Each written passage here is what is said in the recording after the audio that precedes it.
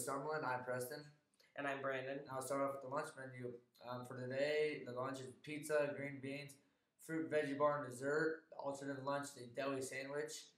On Tuesday, September 6th is breakfast, a breakfast pizza. And Tuesday's lunch is Salisbury steak, mashed potatoes, fruit, veggie bar, and dinner roll. Wednesday's breakfast is a breakfast sandwich. And Wednesday's lunch is a breaded chicken sandwich, curly fries, and fruit and veggie bar. There will be no school next Monday on the September 5th date. School will restart on Tuesday. You all have a 3-day weekend. For your general news, Summerlin Bobcast has started a Dumb Joke Friday. They will always be due every Thursday at 8:53. The follower is a link in the school announcements to fill out the form for your dumb jokes. For the elementary, the academic benchmark testing will be ending today.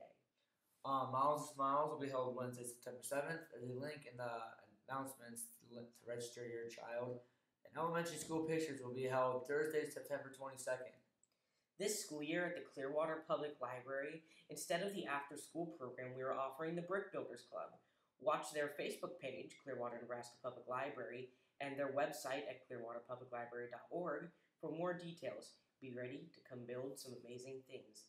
The junior high girl volleyball will be leaving at 2:40 p.m. on Tuesday the 6th. They will report to Bobcat Academy and stay until 2:30. Please dismiss them at 2:30 to leave for their games. Congratulations to the following seniors for being selected for Homecoming King and Queen candidates: Emily Allers, Lena Bowling, Hadley Cheatham, Harper Klobnes, Olga Mendoza, Ashley Pischel, Joe Allers, Kellen Manerick, Kendrick Schroeder, Alex Teal, Trevor Thompson. The King and Queen will be selected the week of homecoming and crowned during the coronation. Serving as crown bearers will be Addison Wright and Owen Sane. Congratulations to the following students to be selected for the homecoming class candidates. For the freshmen, we have Ireland Behringer and Ethan Kester. For the sophomores, we have Lydia Robertson and Connor Thompson. For our juniors, we have Addison Monerick and Keaton Brunn. If any 7th through 12th grade students are interested in joining a book club, please contact Mrs. Whiting. The book club will be held during Bobcat Academy 1 to 2 times a month. There are links in the announcements for any Summerlin apparel and the Dance Cats practice schedule. September 7th, Wednesday morning, 6:45 to 7:30 a.m. September 9th, Friday morning, 6:45 to 7:30 a.m.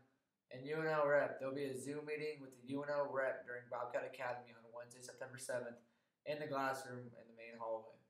Quote of the day: excuses make today easy, but tomorrow hard.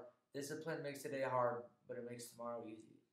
There will be live stream links available for all games. Today we have football at Spencer versus Boyd County. Live stream links will be in the announcements and will be broadcasted on KVRX from O'Neill.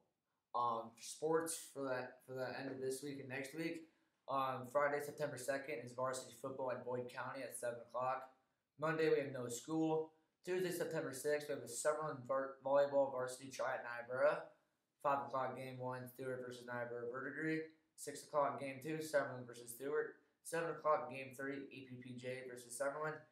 8 o'clock game 4, Niobrara Verdigris versus EPPJ. There's also a volleyball JV try at Niobrara at the East Gym. 5 o'clock game 1, Niobrara Verdigris versus Summerlin. 6 o'clock game 2, Summerlin versus EPPJ. And 7 o'clock game 3, EPPJ versus Niobrara Verdigris. Going with that day, junior high volleyball 4:30 followed by A. Junior high football at 5 and JV football 6:30 at Boyd County and Spencer. Wednesday, September 7th, Miles and youth volleyball practice at 6. Thursday, September 8th, there's cross country at the Butte Golf Course at 4:30. There's a varsity JV volleyball try at Summerlin, 5 o'clock Summerlin versus Norfolk Catholic. 6 o'clock Battle Creek versus Norfolk Catholic, and 7 o'clock Summerlin versus Battle Creek. Friday, there's nothing. Saturday, September 10th, there's a JV volleyball quad at St. Mary's, a varsity volleyball tournament at Creighton. For next week, homecoming week, Monday, September 12th, there's volleyball at Summerlin, 4 o'clock junior high girls A and B team, 6 o'clock C team, 7 o'clock JV. Football at Summerlin, 5:30 junior high, 7 o'clock JV. Cross country at Neely Antelope County Golf Course, 5 o'clock. Girls with boys to follow. Tuesday, September 13th, there's a JV varsity volleyball try at Summerlin. Varsity is in the main gym and JV is in the auxiliary gym. 5 o'clock, Summerlin versus Boyd County. 6 o'clock, Boyd County versus Creighton. And 7 o'clock, Summerlin versus Creighton. Wednesday, September 14th, there's PK through 6, no school. 2:30 pre-K through 12 parent-teacher conferences. 1:30 7 through 12 dismissal. And at 9 o'clock, there's West Holt rain judging. Thursday, September 15th, there's a 1:30 grades K through 12 dismissal and 2:30 PK through 12 parent-teacher conferences. Friday, September 16th, cross country Adam Neal, girls 3:30 and boys to follow, and varsity football at Summerlin versus Lutheran High Northeast. Saturday, September 17th, the junior high volleyball tournament at St. Mary's, a JV volleyball tourney at Summerlin, and 8 o'clock district tractor judging contest. Stay tuned for Brandon's Dumb Joke Friday, then Owen's interview with Christian. After that, Barrett's sports segment with Trevor. Lastly, Kelton's This Is That, This and That with Christian. Welcome to Summerlin Bobcast's Dumb Joke Friday segment. I'm Brandon, and today, for the second week of Dumb Joke Friday, we have had a lot of submissions. I haven't even counted them yet. The first one is so long, I had to print it off. A plane has 100 bricks on board, but drops one. How many does it have left? 99. How do you get an elephant inside a fridge? You open the door and you put it in there. How do you put a giraffe inside a fridge? You take the elephant out and put the giraffe in. All animals are at a meeting except for one. Which one? The giraffe, because it's in the fridge. A woman has to swim across a lake where a lot of alligators live. How does she survive? All the alligators are at the meeting. But when she gets out of the water, she dies. She dies anyways. How come? Because a brick fell on her head. Alright, I'm actually going to call out names for these now. So for Asher Whiting, what do you call a nosy pepper? A jalapeno business. For Chase Fletcher, why can't a nose be 12 inches long? Because then it would be a foot. From Talon Nielsen, what do you call a fake noodle? An impasta. From Miss Cutrera, our science teacher for biology, what did the cell say when his sister stepped on his foot? Mitosis. From Emma Peterson, I sold my vacuum the other day. All it did was collect dust. From Emma again, what did the fish say when it swam into a wall? And yes, I do have permission to say this. Damn. From Ethan Dury, why does Peter Pan always fly? Because he never lands. From Morgan Shrunk, why did the M&M drop college? To become a part of the rappers.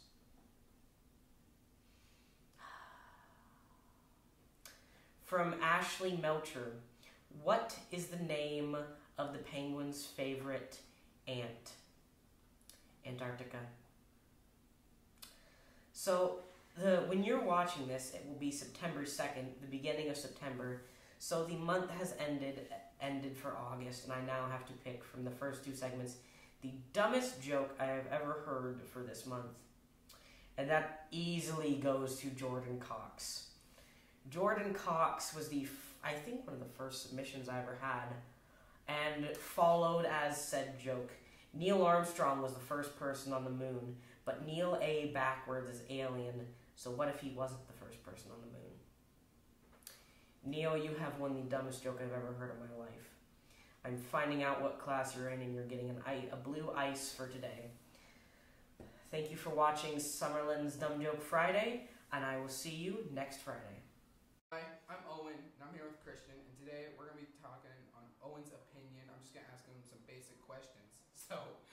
Number one. Hey Christian, how's your school year going so far? It's been going pretty good, trying to keep my grades up and stuff. It's been good though. That's great to hear, Christian. What one class? What would it be?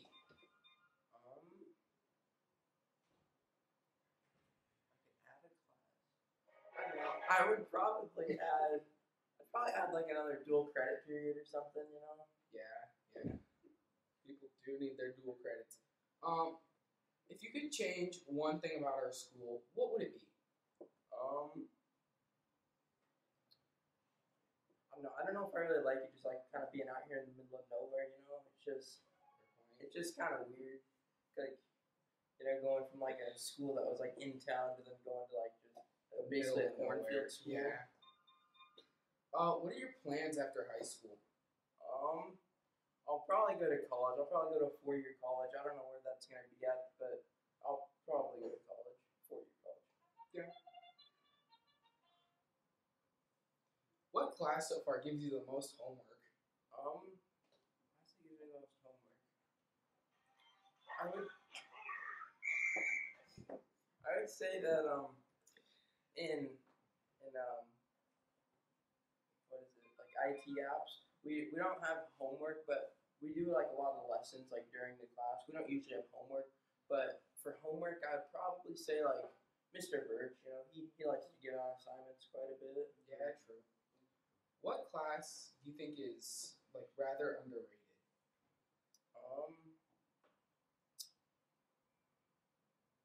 An underrated class? I'd probably say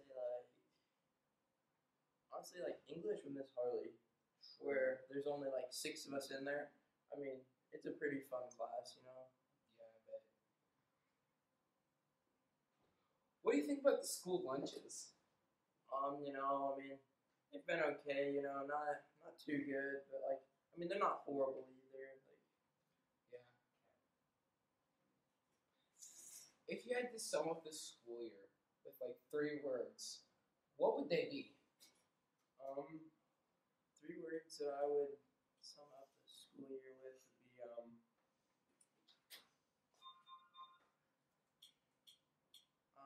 I'm not really sure, honestly. We'll just skip that question. Yeah. I don't really know. Are you going to the volleyball game tonight? I think I will. I think it'd be fun to go. So yeah, I think I'll head out. What's the most interesting thing that you've learned in this, like during this school year? During this school year, I can't say that I've learned like a lot of interesting stuff this year, but like in terms of like what I think I will learn, I think chemistry. I think I'll learn quite a bit in chemistry.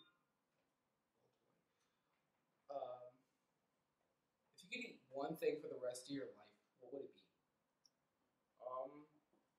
If I could eat one thing for the rest of my life, I'd probably make it like pizza or something, because there's so many like different kinds, You can have like breakfast pizza, There's like chicken bacon ranch, pepperoni, cheese, There's just a lot of options. There is a lot of options. Do you have any pets? I do. I have 1 dog. I have like I don't know, like 3 cats or something, and then there's like I think there's 5 kittens. One of our cats just had kittens, so. Suppose you get to like redecorate our school. How would you do it? First off, I would add more colors to the outside because I think the outside, I think it's just really boring. It's just like gray and blue. Like it's just not that like colorful. But yeah, I think that's a lot of what I would do if I could do that. Okay. What do you think on our school mascot? Do you like the Bobcats? Do you think we should change it?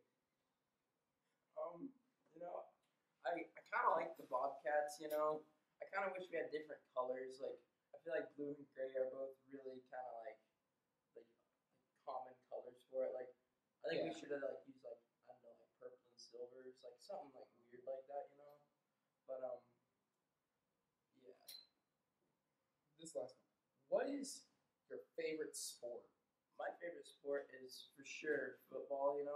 I just like whether it's like high school, college, pro football. Like I just like to watch it. It's just a fun sport to watch. Yeah. Well, that's all we have today for Christian here. Thanks for watching Owen's Opinion, and see y'all next time. Hello, Summerlin. I'm Barrett with the Summerlin Bobcast Sports segment, and we are going to go ahead and get right into our first segment, which is Weekly Review. Our first segment today is Weekly Review, and the main thing that I'm going to go over is the Nebraska loss to Northwestern, which most people would not have guessed. We lost that one by 3, which absolutely sucks. Onside kick, whatever you want to say, momentum switch. We had that game won, and we lost it, but instead of talking about all the bad things that happened, I put together a nice little highlight reel, and we're going to go through that. So I'm going to go ahead and start this, and we are going to talk about these highlights. So the first play here, Casey Thompson dropping back and throwing it long to IGC down to the corner of the end zone. He caught it, of course. That's a touchdown. Huskers take a 7-0 lead in the first quarter. And I know every single Husker football fan was watching that play and thinking the game was over, that we were good like that. Northwestern came back down late in the first and scored a 35-yarder to cut that lead in half. Then Casey Thompson scrambles in from the 1, 3rd and goal. He puts it in. Huskers up 14-3. And at that point, I thought the game was over for sure, that we were going to win this one. And man, was I wrong. Just this play here. Broken coverage down the middle of the field. He's wide open. Nobody, that was terrible. He flexes on us. That's awesome. Raymond Nero with the tutty. They cut the lead down to only 4, and there you can see right there. Wide open down the middle of the field. Perfect throw. Nobody's close to him. But then on the next possession, Casey Thompson scrambles out and throws it again to IGC. And a very controversial call that it was called a fumble on the play, turning the ball over. Even though this replay here doesn't show it very well, but his right knee, his left knee actually, was down before that ball got ripped out, but it was field call stood, so ends up being a turnover, and then Northwestern comes right back down and takes the lead to go into halftime. We missed a field goal long ways out. We missed it just right and a little bit short. Then start the third quarter. We get the ball back. Casey with an excellent scramble out of the pocket, goes back, and he finds, guess who? IGC again, way down the field. He makes a nice little cut, gets some more yards down inside the 20. And we would end up punching it in right here with Anthony Grant. Huskers take a 4-point lead in the third. And then this play, Northwestern down the sidelines. And guess who's there? Marquise Buford knocks it out. Huskers get it. First turnover of the game for Nebraska. That was huge. And you could feel the momentum shifting right here. We got the ball. Beautiful play by Buford, who had some bad mistakes throughout the game, broken coverages. But he made a really nice play there. And then Anthony Grant scrambles and just, he's gone. Breaking tackles, shifting, he's going to be good this year. Into the end zone, little celebration. We take I believe an 11-point lead, but that's where it all changes after this play. There's a replay of it. Anthony Grant getting shifty. Yep, he broke him and breaks the tackle, and he is gone. And then the onside kick, recovered by Northwestern. Bad call, whoever's decision it was. Scott Frost said it was on him. It leads to a touchdown right away.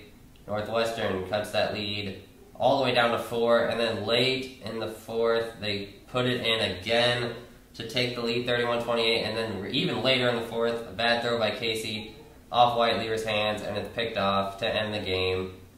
Huskers lose. That sucks. But this has been Weekly Review, and we are going to go to Got 'em on Skates, a new segment. So welcome to our newest segment, Got 'em on Skates. And we only have one play this week. Of course, college football was week 0. There wasn't really much. So we're going to go right into this one with, of course, you know what it is, Anthony Grant here, handoff by Casey Thompson. Oh, it's nasty.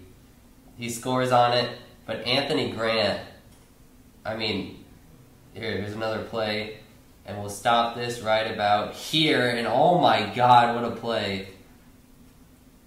He freezes him. Linebacker had no clue where he was going. Right there, look at that. That's a nice play by Anthony Grant. He breaks the tackle afterward. He goes on and scores. So that's all we have for Got 'em on Skates. And we'll see you next time with Got 'em on Skates. So this is top 3 plays of the week, and we're going strictly from Husker football again. So we're going to get right into this and take a look at the top 3 plays of the week here from the Husker football game. This one, number 3, Casey Thompson up to IGC in the end zone. Number 2 here, down the middle of the field. Here comes Marquise Buford, pops the ball out. Big turning point in the game for the Huskers. Too bad we ended up losing it, but Buford knocked that out, picked up by, I believe, Nick Heinrich. Huskers ball, we would go down and score. So that was a big turning point, especially for the defense has been slow all day. They were able to finally get a big stop. And here's number 1, Casey Thompson doing something that Adrian never could do. Scrolling out, not tripping over his own feet, breaking that defensive lineman's ankles, throwing it up deep, all the way. IGC makes the grab, and he goes 20 extra yards with a little shiftiness. Big play from the quarterback receiver duo. So this has been top 3 plays, and we're going to go introduce Trevor Thompson for game time. This is game time, and I'm here with Trevor Thompson, and we're going to make some picks here on the NFL and college football. We're going to start in the NFL with the Bills and the Rams. Bills, I think Bills got that one. Yeah. Bills got a good offense. They do. Even though the Rams, defending Super Bowl champs, I think Josh Allen, he's going to lead that team to a dub. Eagles and the Lions. Lions coming off that bad record last year. Eagles going to beat them. Yeah. Jalen Hurts, possibly be pretty good this year. He was decent last year. The Lions, though, it's going to be a few years for them. Niners and the Bears. I got Bears. Bears for sure, man. Bears for sure. I'm going to go Niners on the road, even with, God, I forgot his name, their quarterback, not Jimmy G, he's out. Trey Lance. Yeah, Trey Lance. Trey Lance and Debo. I think they get something going week 1. Bears, they could be good this year. Probably not going to win the NFC or even the NFC North there, but I think Niners pull that one out. Steelers and the Bengals. I might have to go Bengals. I'm going to go Bengals on this one. You know, Joe Burrow, one of the best quarterbacks in the league, I think, going in it for him. Yeah, Joe Burrow at home with Jamar Chase. That defense pretty good. I think they win that. Patriots and the Dolphins. I'm going Dolphins. I'm going to Fins because Tyreek Hill, you know, he's going to get a lot of touchdowns on that. Yeah. Dolphins at home, of course, Tyreek Hill trade. Dolphins should win that. Browns and the Panthers. I'm going Browns. Panthers never have good records. Browns always winning. They always gonna win. Yeah, I think the Browns pull us out. The Panthers, it's not going to be it for them this year either. Yeah, they got Baker Mayfield, but I don't think it does enough for them in the Browns in week 1. They got more team chemistry without a new quarterback. Oh wait, they do have a new quarterback, but I think the Browns still win it.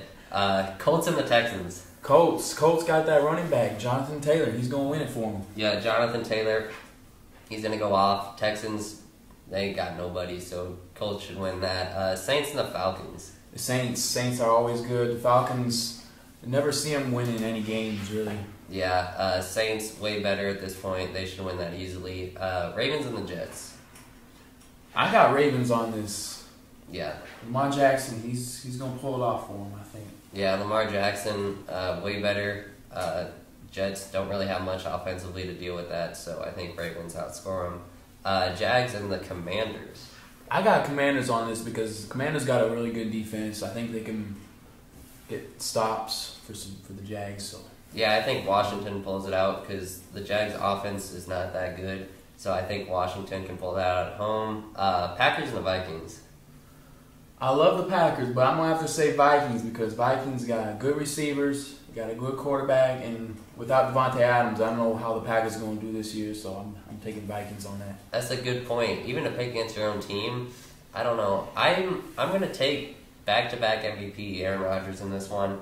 The Vikings got Justin Jefferson, Adam Thielen, Dalvin Cook. But I think the Packers are going to pull it out just because of Aaron Rodgers. Giants and the Titans. I'm going Titans because the Giants don't really have nobody. You got Saquon Barkley coming off an injury, so it's going to be a new look for the Giants. So I think the Titans are going to pull it off. Yep, for sure. With Derrick Henry, I think Titans win that. Raiders and the Chargers. I'm going Chargers because they got good backs. They got good defense. I think they can have enough to beat the Raiders. Yeah, Justin Herbert there. Eckler, that team's pretty good. I think the Chargers win that. Chiefs and the Cardinals. This one's tough. This one's really tough. Without Tyreek Hill on the Chiefs, it's not going to look the same with them, so I'm going to go Cardinals on this one. I'm going to as well. The Cardinals at home, more chemistry and stuff. Without Tyreek, we don't really know how Patty's going to play. I mean, I'm sure he's still going to do well, but I think Cardinals at home in this opener, I think they win that. Bucks playing the Cowboys. I'm going to have to go the Bucks on this because Tom Brady coming back, one of the best quarterbacks in the league.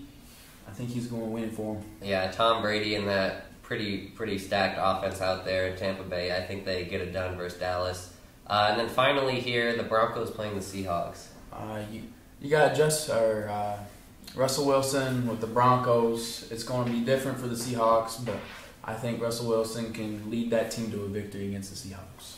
Yeah, I wish I could say that, but as a Seahawks fan, I'm just going to take them. I'm going to take my L's this year as a Seahawks fan, but I'm going to have to pick the Seahawks here. Sad to see Russ go. And then week 1, have to play against him on his new team. It sucks, but obviously Seattle probably loses it. I'm picking Seattle. We're going to go to college football here, and we got West Virginia playing number 17 Pitt. Even though Pitt is ranked, I'm still going to have West Virginia winning that game because they got a great coach, and it seems like they're always winning games. They got great players on that team, too. Yeah, that's a pretty good point there. The coaching in West Virginia has been very good for many years, but I think opener, Pitt being ranked, the better offense, I think they're going to take that at home. Western Michigan playing number 15 Michigan State. Michigan State's always been good. They're ranked. They're always going to be ranked, and we're coming out of their second game now, or first game for Michigan State. So I think they're going to win that game. Yeah, Michigan State at home. They're better. Big Ten team. They're playing Michigan State or Western Michigan. North Dakota and Nebraska. I'm sure Nebraska's not happy about their loss against Northwestern, and I know they want to get a win, so they're going to beat North Dakota. And they have to win this game because if they don't win it, it's everything. It's already went downhill losing week 1, but they have to win this game versus North Dakota. Colorado State and number 8 Michigan. Michigan going to win that. They're one of the best Big Ten teams, I think, in my opinion. So they're going to win it. It's going to be easy for them. Yep, I agree. Colorado State, not much of an opponent there for Michigan. Number 11 Oregon playing number 3 Georgia. Even though Georgia won the national championship, I don't know they're going to be the same. Oregon's really wins a lot of games. I'm going to have Oregon beating Georgia on this. Yeah, Georgia lost so much of their defense to the draft. I'm going to go with you here on Oregon to upset them in week 1 just because Georgia's defense is not going to be, they're still going to be good, but they're not going to be as stacked as last year. They lost all those guys to the draft. So I'm going to go Oregon there. Number 23, Cincinnati playing 19 Arkansas. I think Cincinnati's a really good football team. Arkansas, they make simple mistakes. They make a lot of turnovers. I think Cincinnati's going to pull it off with that win. Yeah, I agree. Cincinnati last year really showed how good they were. They didn't lose. I mean, they lost Desmond Ridder, but other than that, they kept most of their team together. I think they pulled that one off. Number 24, Houston playing UTSA. I think Houston definitely going to win this. Beginning of the season, all their players are going to be fresh, and they're going to just pound on them, I think. So. Yeah, it could be a blowout game. Houston should win that. Speaking of blowout games, Utah State and number 4 in Alabama. Everyone is going to go Alabama. Alabama on this. Yeah, Alabama by a long shot. Number 5, Notre Dame playing number 2, Ohio State. Ohio State is one of my favorite teams. They make simple mistakes, but if they can just keep the routine going for them, I think they're going to beat Notre Dame. Yeah, Ohio State, I'm going to pick to win that. They got 2 Heisman candidates there with C.J. Stroud and Jackson Smith and Jigba. Notre Dame has shown and proven that they've been decent in the last couple of years, but I think Ohio State is going to beat them today, or I guess this weekend. Florida State playing LSU. I think LSU is a great football team. They got a great coach. I think they're going to I think they're going to beat Florida State. Yeah, LSU I think wins that one. They're at home. And finally, number 4, Clemson playing Georgia Tech. I'm going Georgia Tech on the upset because Clemson, they're just not good. They're just not good no more. I have to go Clemson here. I think Clemson kind of has a comeback season, and I don't think they lose game 1 to Georgia Tech, even though last year Clemson fell off a cliff. But I think they're back this year. So this is Trevor Thompson. Thank you for coming on today. Thank you. And thank you for tuning in to today's Summerlin Bobcast.